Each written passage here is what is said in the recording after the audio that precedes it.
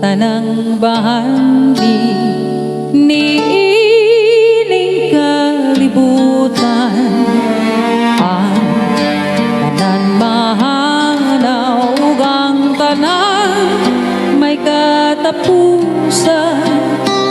Ang gugma ni nanay hangtod sa kahangturan,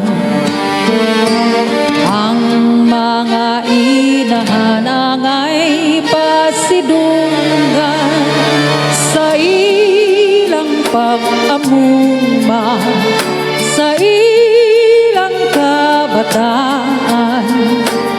Labi na kung masakit ang ilang mga bata, ang bililhong nanay magpaagay sa luha.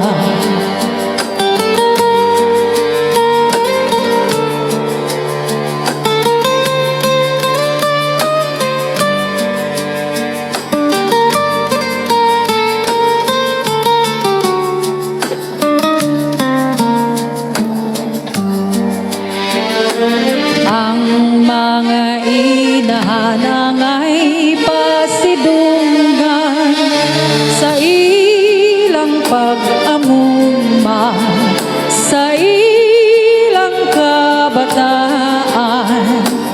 Ang tanan mahanaw ug ang tanan may katapusan, ang gugma ni nanay hangtod sa kahangturan.